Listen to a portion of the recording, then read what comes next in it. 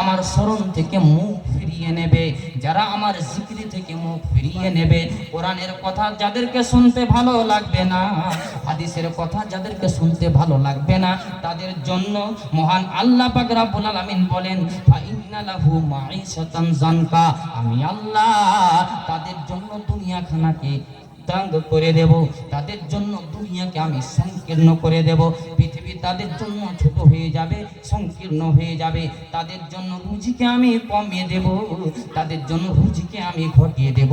এ কথা মহান আল্লাহ পাক রব্বুল আলামিন বলছেন। তাহলে আল্লাহকে স্মরণ রাখবেন, আল্লাহকে স্মরণ রাখবেন, আপনার রুজি আল্লাহ পাক রব্বুল আলামিন ব্যবস্থা করবেন।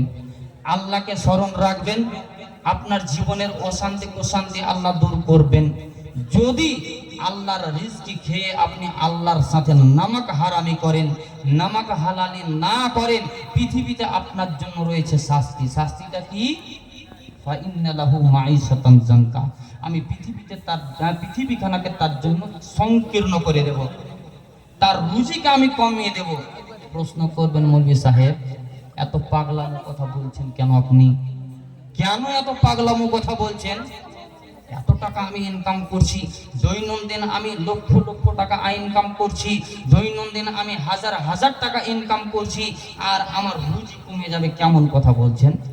এত বড় পৃথিবী, এত বড় দুনিয়া, আর আমার জন্য দুনিয়া সংকীর্ণ হয়ে যাবে? প্রশ্ন তো আসবেই। জি, প্রশ্নবাচক কথা। তা আল্লাহ পাক রব্বুল আলামিন কেন আপনার জন্য রুজি কমাবেন, আর কেনই বা আপনার জন্য দুনিয়াখানা সংকীর্ণ হবে, আর কিভাবে আপনার জন্য দুনিয়া সংকীর্ণ হবে?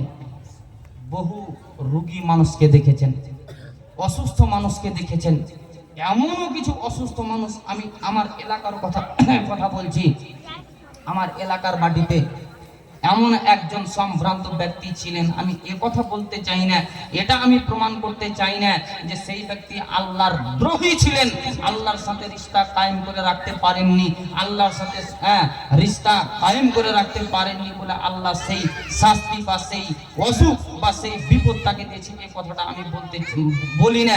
তবে কেমন করে আপনার রুজি কমবে আর কেমন করে আপনার জন্য পৃথিবী সংকীর্ণ হবে, এটা বুঝাবার জন্য আপনাকে বলছি। আমার এলাকার কথা, পাকুড় থেকে আপনি ডাকবাংলা থেকে যখন আপনি যাবেন পাকুড়, তো পাকুড় যাওয়ার পূর্বে এমন একটা গ্রাম আছে, আলহামদুলিল্লাহ এখন খুশহাল গ্রাম, মানুষ লক্ষ লক্ষ লক্ষ লক্ষ টাকা এক দিনে ইনকাম করছে। জানকীনগর বলে একটা গ্রাম আছে, যদি আপনাদের কেউ আত্মীয় আছে ওদিকে তাহলে চিনবেন, না হলে চিনতে পারবেন না। চাঁচকির পরে জানকীনগর, পাকুড় ঢোকার আগে ওখানকার এমন একজন ব্যক্তি ছিলেন, নাম আমি বলবো না, দৈনন্দিন ইনকাম মিনিমাম, কম করে বলছি, দৈনন্দিন ইনকাম করতেন 10,000 টাকা। এটা দৈনন্দিন, কম করে বললাম, ম্যাক্সিমাম আমি যাই না, গেলাম না। দৈনন্দিন ইনকাম 10,000 টাকা। তাহলে এক মাসে ইনকাম কত হয় বলেন? হিসাব করতে পারলেন না? 3 × 10 = 30, 3 লক্ষ টাকা। এক মাসে 3 লক্ষ টাকা ইনকাম, 3 লক্ষ টাকা ইনকাম। তাহলে ওই ব্যক্তির খাবারের কিছু টানাটানি থাকবে? থাকবে? জি, থাকবে না। আল্লাহ পাক রব্বুল আলামিন এমন অসুখ দিয়েছে, এমন অসুখ দিয়েছে, সোনো স্কানে গিয়ে, মালদা সোনো স্কানে গিয়ে ডাক্তারের নিকটে প্রত্যেক সপ্তাহে 2 দিন তাকে যেতে হতো। কেন যেতে হতো? কি এমন অসুখ ছিল? অসুখের কথাটা আমি বললাম না, এমন আল্লাহ পাক রব্বুল আলামিন অসুখ দিয়েছিলেন যে ডাক্তার নিষেধাজ্ঞা জারি করে দিয়েছিলেন, আব্দুর রাজ্জাক দিনে তুমি মাত্র 300 গ্রাম পানি পান করবে। কত বললাম? 300 গ্রাম। দিনে মাত্র 300 গ্রাম পানি পান করবে। নরম খাবারগুলো তুমি খাবে, নরম খাবার তুমি খাবে, প্রয়োজনে তরল জিনিস তুমি ব্যবহার করবে, আর পানি পান করবে মাত্র 300 গ্রাম। তো 300 গ্রাম তুমি পানি পান করবে, একইবারে নয়, একসঙ্গে নয়, একবার পানি পান করবে। বোতল আপনি দেখতে পাচ্ছেন, এই বোতলের এটাকে কি বলেন আপনারা? ঢিপনি, যাক মেল আছে, ঝাড়খণ্ড আর বাংলার সাথে মেল আছে, আমরাও ঢিপনি বলি। তো এই যে ঢিপনি, আব্দুর রাজ্জাক একবার পানি পান করবে, এক ঢিপনি, বাস এক ঢিপনি পান করবে। আবার তুমি ঘন্টাখানিক পর আর এক ঢিপনি পান করবে, আর এক ঘন্টা পর আর এক ঢিপনি পান করবে। মোটে মাঠে একটা অনুমানিক খসড়া তুমি টানবে, 24 ঘন্টায় যেন মাত্র 300 গ্রাম পানি পান করা হবে। এর থেকে যদি বেশি পানি পান করো তাহলে বাস জীবনের খেলা শেষ, জীবনের খেলা শেষ। তাহলে এবারে আপনারা বলেন, সেই ব্যক্তির জন্য রুজি কমলো না কমলো না? বুঝতে পারলেন না? রুজি কমলো না কমলো না? লক্ষ লক্ষ টাকা ইনকাম, মাসিক ইনকাম লক্ষ লক্ষ টাকা। ইচ্ছা করলে প্রতিদিন কাজু আর কিশমিশ খেয়ে পেট পূর্ণ করতে পারবে, কিন্তু এটা তো নিষেধাজ্ঞা জারি হয়ে গেছে। তার রুজি কমলো না? তার জন্য এত ইনকাম করার পরেও রুজি কমে গেল। দুনিয়া সংকীর্ণ কিভাবে হবে এটাও তো বুঝার বিষয় আছে। কেমন ভাবে আপনার জন্য আপনার জন্য দুনিয়াটা সংকীর্ণ হবে, এই পৃথিবী তাঙ্গ হয়ে যাবে? বুঝাই আপনাকে এমন একজন ব্যক্তির কথা বলতে যাচ্ছি না, তবে ইতিহাস প্রমাণ আছে, আমার মোবাইলে পর্যন্ত সেটা রেকর্ড আছে। আল্লাহ পাক রব্বুল আলামিন এত তাকে মাল দিয়েছিলেন, এত মাল দিয়েছিলেন, 5 স্টার হোটেলের খাবার ছাড়া তার পেটে খাবার ঢুকতো না।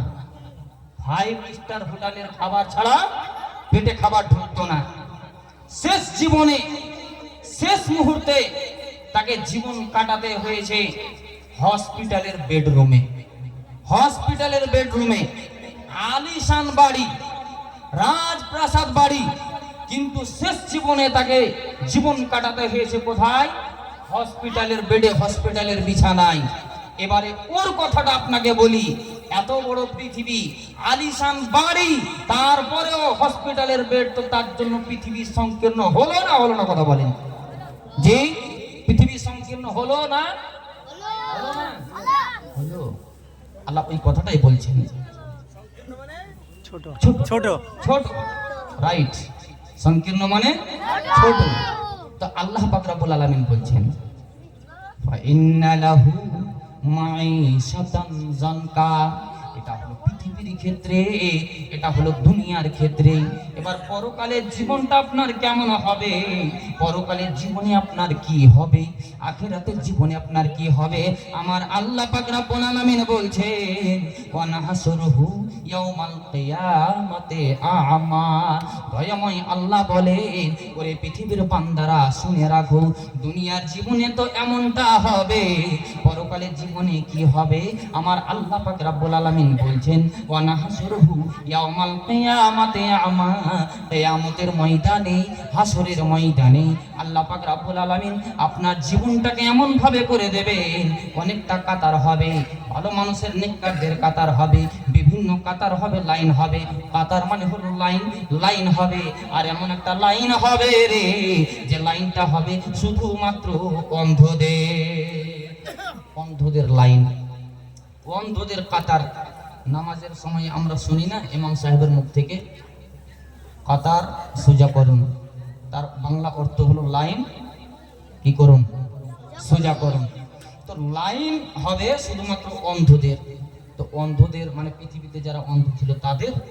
জি না, পৃথিবীতে যারা অন্ধ ছিল তাদের নয়। যেই সমস্ত বান্দারা পৃথিবীতে মহান আল্লাহ পাক রব্বুল আলামিনের সাথে পেয়ে তারা